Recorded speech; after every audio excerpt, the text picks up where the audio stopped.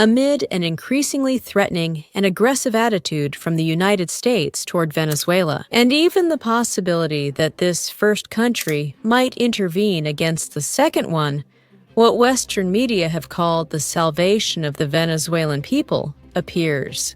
María Corina Machado recently awarded the Nobel Peace Prize. Is it just a coincidence or a thoroughly organized plan? Let's find out together who this woman really is.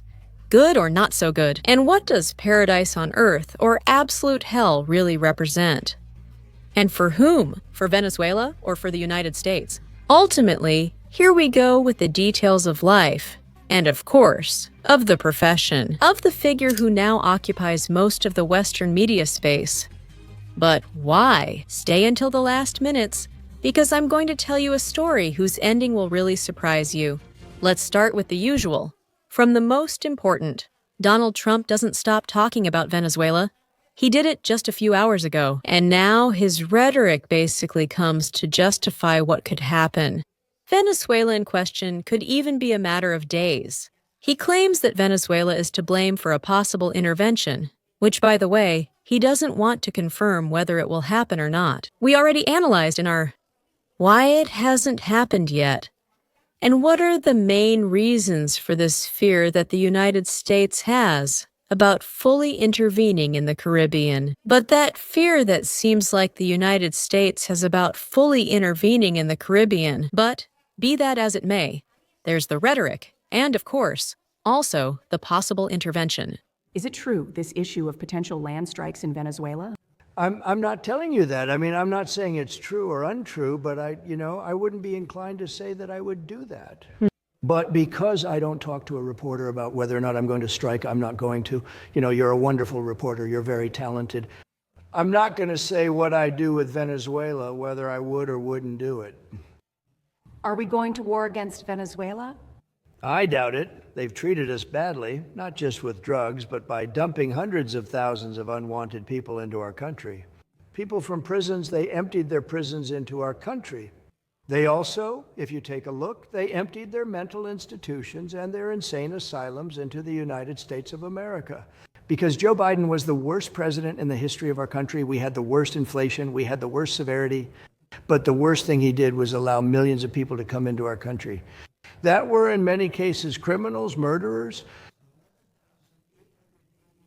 11,888 murderers entered our country. Many came from Venezuela, but they were from various countries.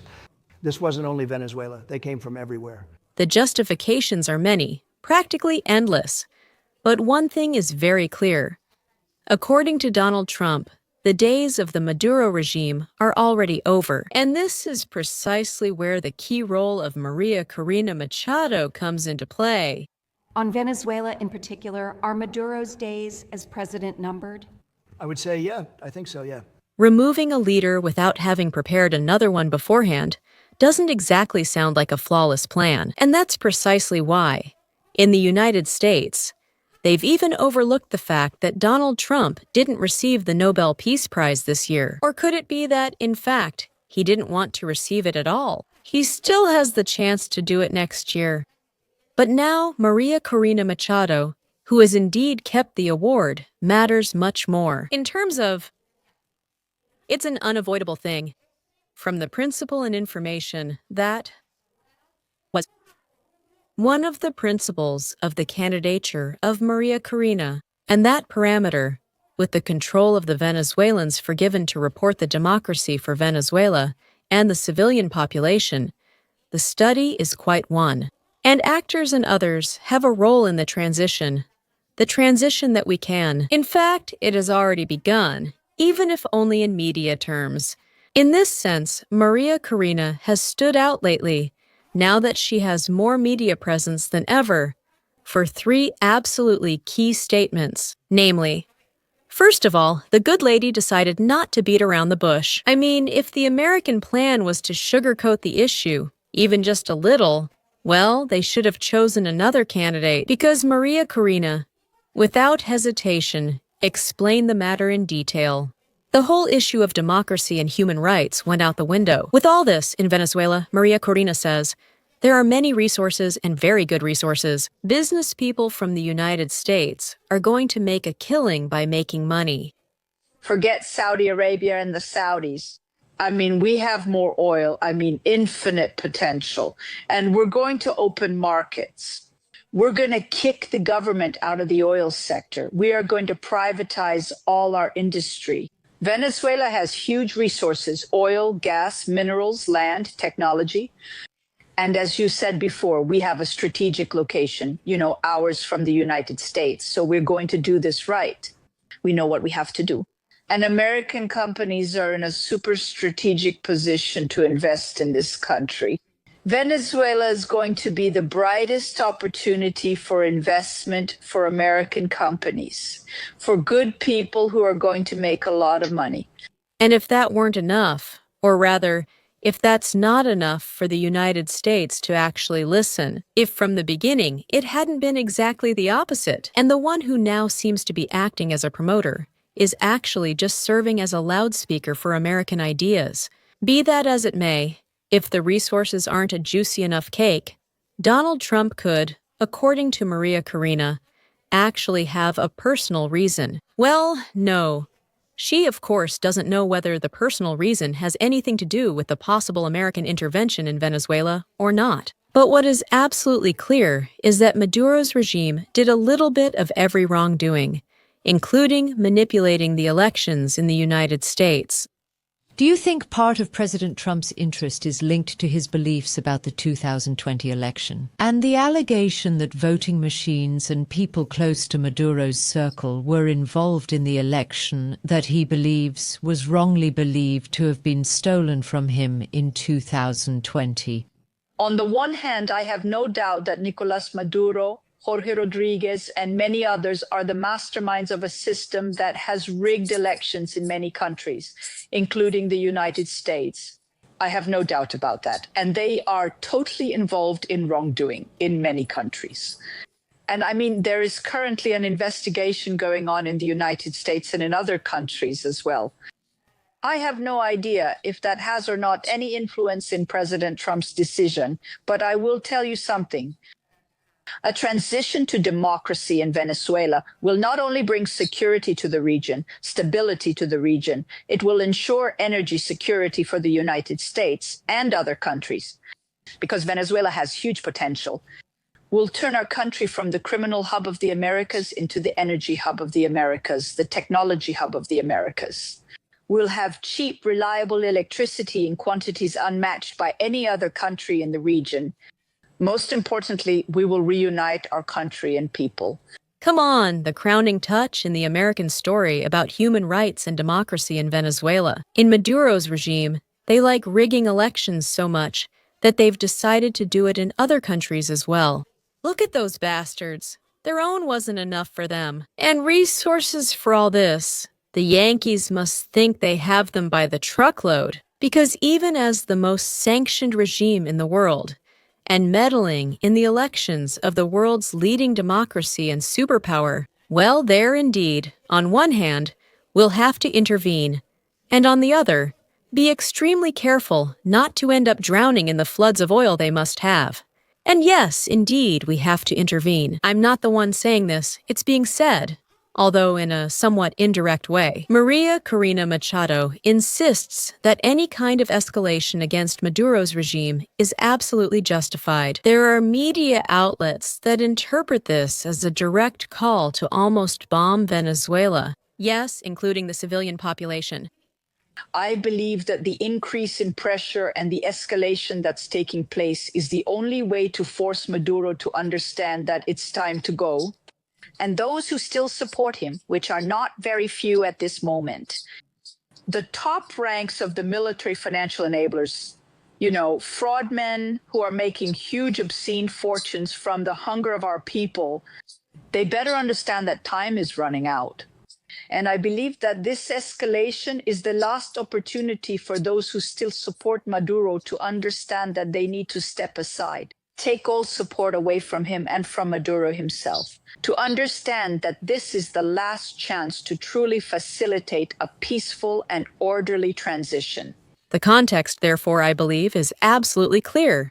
The king is dead. Long live the king. And within the American plan, Maria Corina is sort of the figure who will be in charge of making sure the United States, so that the civilian population of Venezuela doesn't lack anything when, as they wish, the terrible Maduro regime falls. Then, through some of the most democratic elections, of course, the United States has plenty of experience with that, and if not, they can ask the European Union, which does as well. The recent examples of Romania and Moldova, which leave no doubt about what really flourishes in Borrell's exclusive garden. Well, Maria Corina could end up being chosen as the permanent president or not, but in the meantime, of course, she could continue in the position on an interim basis, helping, of course, those most in need, the American companies. Excuse me, ma'am.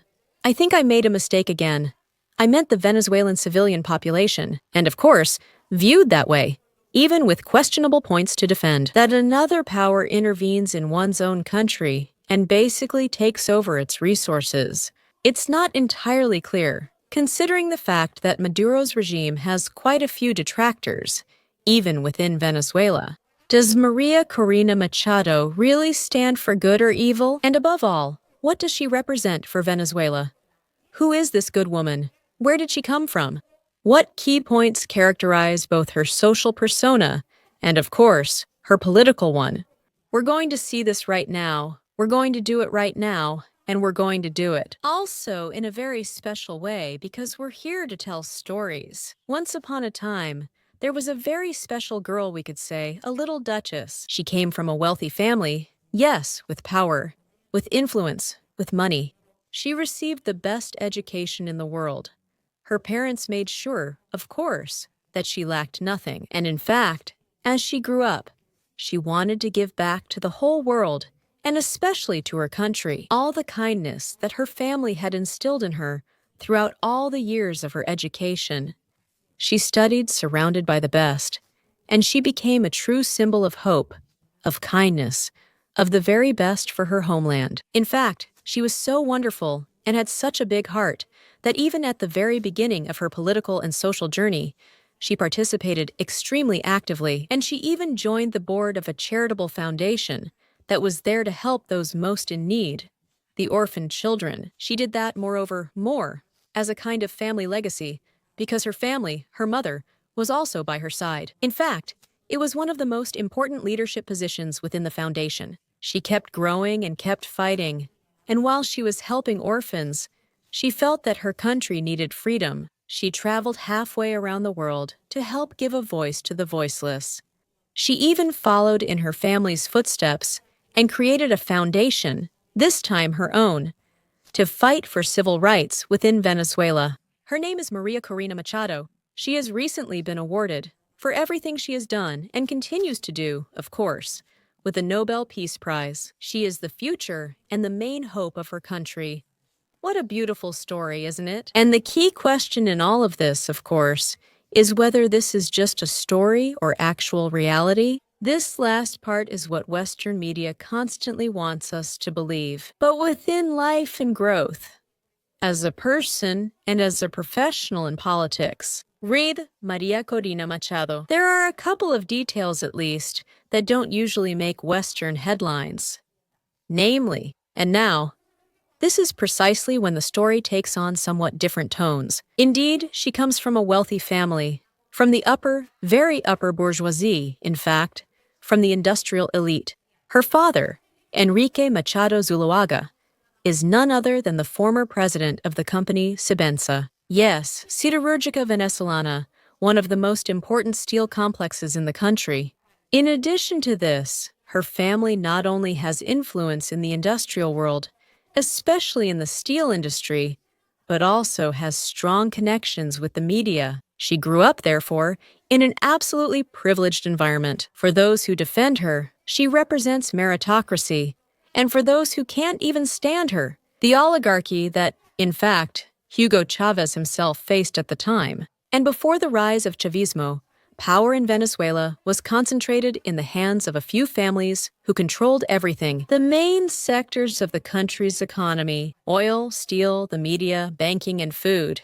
people. Chavismo structured its discourse precisely by confronting this elite, which it labeled as the oligarchy or the equalists. The figure of Maria Corina as the leader of the Venezuelan opposition, therefore, is not a random choice. That is to say, on one hand, of course, we have her own career as an opposition figure, but on the other hand, the choice of those who did almost everything possible to ensure that, indeed, she would be there. In other words, we're not talking about just any opposition leader, nor just an opposition leader, but rather the personification of the interests of those who were exploiting and plundering the country before 1999. Her formal entry into political life happened with the co-founding of the Sumate Association, entirely civilian and focused on promoting electoral transparency and citizen participation. So far, everything sounds nice. Early in her career, I couldn't say if it was political or civil. She was even involved in the Atenea Association, the one that, in the story, helped orphan children. Her mother, in fact, was part of the highest board of the foundation that later, of course, ended up being at the center of all kinds of shady theories. And there was even talk about the possibility that, in exchange for taking in those orphan children, families had to pay significant amounts of money. Sumate came later and was something like Maria Corina's star project, meant, of course, to defend democracy and human rights. Hugo Chávez's regime accused the foundation in question in 2004 of having received foreign funding. At first, they denied it, but in May 2005, Maria Corina met George Bush at the White House, and later she announced that her association had received an injection of another $107,000 for itself. Later on, no. In 2009, she participated in the Yale Fellows World Program, a program that annually brings together a handful of opposition leaders from around the world. For this purpose, and I quote, to foster international understanding and strengthen leadership capacity, we are proud to have Maria Corina Machado among the World Fellows and the Yale-Jackson family. In general, she represents the best of what we aim to do, empowering principled leaders who strengthen societies in many ways, from advancing democracy to improving lives through innovation, dialogue, and service. That's what James Levinson, the founder of the school in question, said. And to not go any further, and yet, to perfectly summarize what exactly the program in question does, I went to their website. Established in 2002, the Maurice R. Greenberg World Fellows Program brings together a select group of global leaders for a 4-month residency, fostering learning, collaboration, and exchange. More than 400 fellows from 101 countries have participated in the program, many of whom remain. And are you surprised? It turns out that the people in question are very well known for being opposition figures in their respective countries. The global fellows include Ma Jun, in 2004 China's leading environmentalist, and Alexei Navalny, in 2010 the Russian opposition leader and anti-corruption activist who died in a Siberian prison, in 2024, and Asa, 2025. Nigerian singer and current fellow, yes. Among these same human rights activists, with an infinite number of caveats to their list of achievements, there is also Maria Corina Machado, the star pupil of capitalism. Capitalism, the eternal friend of the civilian population of any country, especially in those countries, of course, where there is some kind of inequality. Inequality that Corina Machado, of course, staunchly defends. And not only that, and this is exactly where you need to pay close attention, because we've reached these two key points that could explain absolutely everything. He defends capitalism, and therefore, necessarily, privatization. In Venezuela, we've already heard it come out of his own mouth. There are a tremendous amount of resources, so the United States can come and privatize. But that privatization, of course, is nothing more than a response to the nationalization that came before. And the truth is that Maria Corina Machado has every reason in the world, as well as every right to hate her.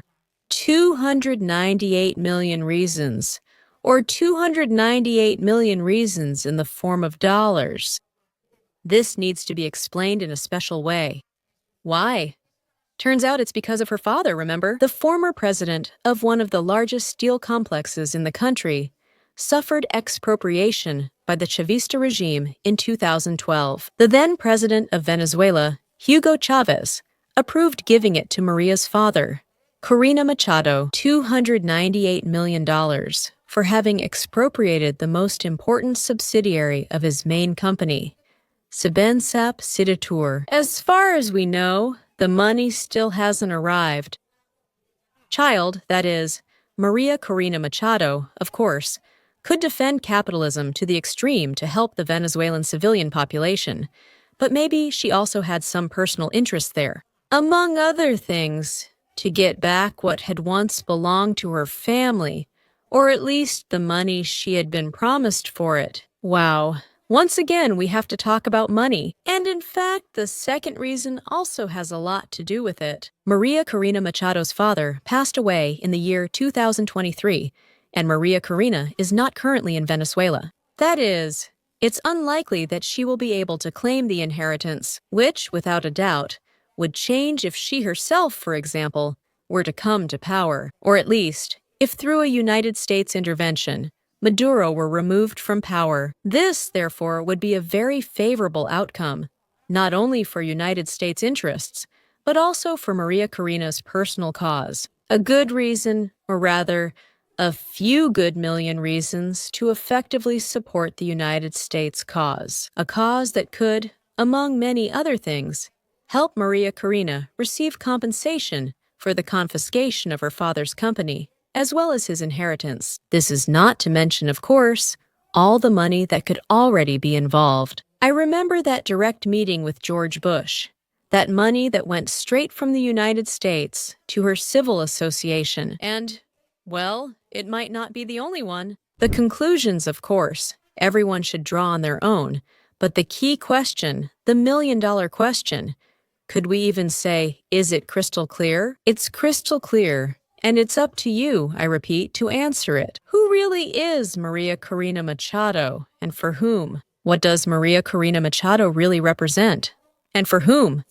Is she paradise on earth? Is it absolute hell? And of course, most importantly, share what Boltzmann Odile de O is, or what it means for Venezuela.